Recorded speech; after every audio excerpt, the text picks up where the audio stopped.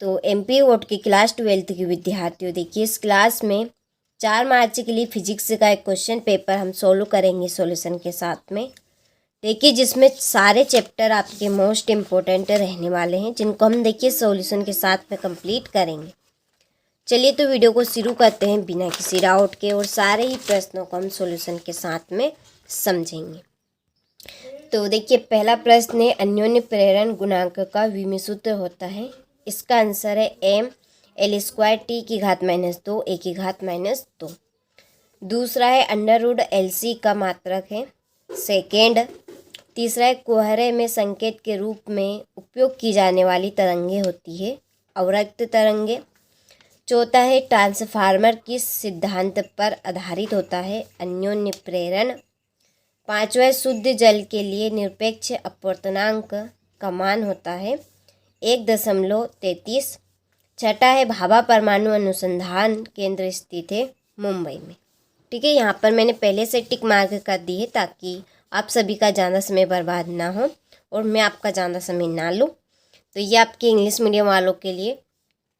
तो देखिए आपके भी यहाँ पर मैंने टिक मार्क कर दी है, तो कंप्लीट अच्छे से आप करें। देखिए इसके बाद में क्वेश्चन नंबर 2, रिक्त स्थानों की पूर्ति कीजिए। पहला है कि परमाणु का आकार लगभग खालिस्तान होता है 10 की घात -10। दूसरा टेल्सा खालिस्तान का मात्रक होता है चुंबकीय क्षेत्र की तीव्रता का। चौथा है पार्थिव दूरदर्शी में वस्तु का प्रतिबिंब खालिस्तान बनता है सीधा। चौथा है विद्युत चुंबकीय तरंगे खालिस्तान तरंगे होती है अनुप्रस्थ। पांचवा है चुंबकीय क्षेत्र एक खालिस्तान राशि है सदिश। और छठा है परिवर्तनशील विद्युत क्षेत्र खालिस्तान धारा उत्पन्न करता है विस्थापन। चलिए तो यहाँ से आप रिक्त स्थानों का स्क्रीनशॉट ले। इसके बाद में ये आपके इंग्लिश मीडियम वालों के लिए फिल मैंने आपके भी कर दी है, तो आप अच्छे से कंप्लीट करें। चलिए इसके बाद में सत्य असत्य लिखिए। पहला है कि परमाणु एक धनात्मक कण है, तो ये आपका असत्य, यहाँ पे असत्य लिखना है, टिक मार्क मैंने कर दी है आपके। दूसरा है ओल्टीमीटर विभवमापी से अधिक श्रेष्ठ है, असत्य। तीसरा है कोटर यानी कि गुहा के भीतर विद्युत क्षेत्र सदैव ही शून्य होता है, तो ये सत्य बात है। चौथा है केवल इलेक्ट्रॉन को ही न्यूक्लियन कहते हैं, तो ये सत्य बात। और पांचवा है चुंबकीय बल रेखाएं एक दूसरे को नहीं काटती है, तो ये सत्य है। ठीक है, चलिए यहाँ से आप इंग्लिश मीडियम वाले स्क्रीनशॉट ले, तो आप यहाँ से ले लीजिए। हो गया, चलिए आगे बढ़े। सही जोड़ी लिखिए। पहली है लॉरेंज बल की जोड़ी रहेगी QB sin थीटा। दूसरे विद्युत चुम्बकीय तरंगे मैक्सवेल। पराबैंगनी किरणें कीटनाशक। नाइक्रोम प्रतिरोध तार। प्रेरित धारा की दिशा होगी लेंज। और अमीटर की जोड़ी धारा मापने का यंत्र। ठीक है, चलिए आगे बढ़े। ये आपके इंग्लिश मीडियम वालों के लिए, तो यहाँ पर मैंने टिक मार्क आपकी कर दी है, तो कंप्लीट आप अच्छे से करें। ठीक है, चलिए आगे बढ़ते हैं अगले प्रश्न की ओर। एक वाक्य में उत्तर दीजिए। पहला है कि शुद्ध प्रतिरोध की परिपथ के लिए शक्ति गुणांक का मान लिखिए 1। दूसरा है दहलीय आवृत्ति क्या है, तो ये है आपकी दहलीय आवृत्ति की परिभाषा कि आपतित प्रकाश की न्यूनतम आवृत्ति जो धातु के पृष्ठ से इलेक्ट्रॉन का उत्सर्जन कर सके। ठीक है, क्या है आपकी दहलीय आवृत्ति कि जो आपतित प्रकाश की न्यूनतम आवृत्ति है जो धातु के पृष्ठ से इलेक्ट्रॉन का उत्सर्जन कर सके, उसे हम क्या कहेंगे, दहलीय आवृत्ति कहेंगे। ठीक है।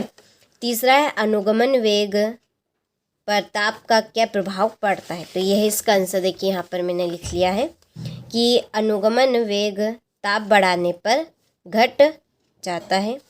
और चौथा है लेंज का नियम किस सिद्धांत पर आधारित है, तो ये है आपका ऊर्जा संरक्षण के सिद्धांत पे। ठीक है, चलिए यहाँ पे आपकी जगह थोड़ी सी कम थी, इस वजह से मैंने लिख लिया था अलग, तो स्क्रीनशॉट आपने ले लिया होगा। तो देखिए पांचवा विकिरण की ऊर्जा तथा आवृत्ति में संबंध लिखिए, तो ये है आपका संबंध E = hv। ठीक है, चलिए इसके बाद में ये आपके इंग्लिश मीडियम वालों के लिए, तो यहाँ से आप स्क्रीनशॉट ले लीजिए और कुछ को आप यहाँ पे ट्रांसलेट कर लीजिएगा। ठीक है, चलिए क्वेश्चन नंबर 6 है कि किसी विद्युत द्विध्रुव आघूर्ण को परिभाषित कीजिए। यहाँ अदिश राशि है या सदिश राशि। 7वां अनुगमन वेग की परिभाषा लिखिए। विद्युत धारा एवं अनुगमन वेग में संबंध लिखिए। तो 2 नंबर के इम्पोर्टेंट ये आपके प्रश्न हैं। इनकी आंसर शीट के लिए इसी वीडियो की डिस्क्रिप्शन में देखिए, आप जाएंगे तो आपको एक कॉन्टेक्ट नंबर मिलेंगे। आप उन कॉन्टेक्ट नंबर पे कॉल करें, आपको पूरी जानकारी मिल जाएगी। ठीक है, इसकी पूरी आपको आंसर शीट दे दी जाएगी, तो आप कॉल ज़रूर कर लीजिएगा। तो यहाँ से ये आपका क्वेश्चन नंबर 8 है, ये आपका क्वेश्चन नंबर 9 है। तो आप स्क्रीनशॉट ले लीजिए और अच्छे से कंप्लीट करें। आंसर शीट के लिए मैंने जो आपको अभी कहा है वो ज़रूर आप करें। यह है आपका 10वां प्रश्न। पूर्ण आंतरिक परावर्तन की आवश्यक शर्तें लिखिए। यह आपका 11वां प्रश्न, यहाँ से स्क्रीनशॉट ले।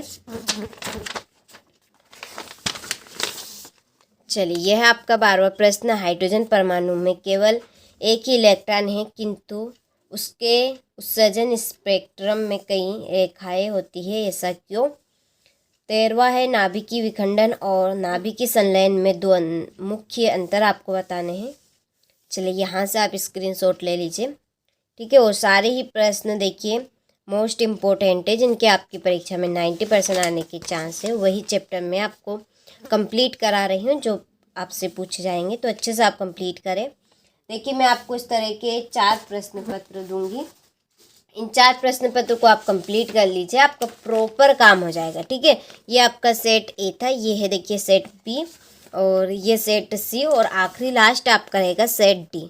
तो ये 4 प्रश्न पत्र मैं आपको दे रही हूँ, जिनमें आपको प्रॉपर काम, इन प्रश्न पत्र को आप कंप्लीट कर लीजिए। इनसे आउट आपका एक भी प्रश्न नहीं जाने वाला है। ठीक है, आपने 2 पेपर में अंदाज़ा लगा लिया होगा हमारे चैनल से। तो देखिए, आप अच्छे से सारे प्रश्नों को कंप्लीट करें जो आपको हम प्रश्न यहाँ पे दे रहे हैं, क्योंकि 90% पूरे प्रश्न आने के आपके चांस है। तो इसकी आंसर शीट के लिए भी आप कॉल ज़रूर कर लीजिएगा और सारे प्रश्नों को कंप्लीट करके ज़रूर जाइएगा परीक्षा हाल में जाने से पहले। यह है आपका 19वां प्रश्न कि ट्रांसफार्मर का वर्णन कीजिए। वर्णन निम्नलिखित बिंदुओं के आधार पर कीजिए। पहला है सिद्धांत, दूसरा ट्रांसफार्मर के प्रकार, तीसरा है परिणमन अनुपात के सूत्र का निगमन, और चौथा नामांकित रेखा चित्र। ठीक है, चलिए इसके अथवे में ये आपका प्रश्न रहेगा। प्रत्यावर्ती धारा जनित्र का वर्णन करना है निम्न बिंदुओं के आधार पे। और यह है आपका 20वां प्रश्न। संयुक्त सूक्ष्मदर्शी का वर्णन शीर्षकों के अंतर्गत कीजिए। पहला प्रतिबिंब बनने की अवस्था का किरण आरेख यानी कि चित्र बनाना है। दूसरा है आवर्धन क्षमता के लिए सूत्र की स्थापना, जबकि अंतिम प्रतिबिंब स्पष्ट दृष्टि की न्यूनतम दूरी पर बने, और दूसरा है अनंत पर बने। चलिए, ये आपका अथवा है 20 का, तो आप अच्छे से कंप्लीट करें। आपने सारे प्रश्नों का अच्छे से स्क्रीनशॉट ले लिया होगा। तो ये मैंने आपको एक प्रश्न पत्र सेट ए बताया है। इसके बाद में हम देखिए सेट बी देखेंगे। ठीक है, इसके बाद में सेट बी में आपको बताऊंगी। तो अच्छे से आप कंप्लीट करें जब तक सेट ए को।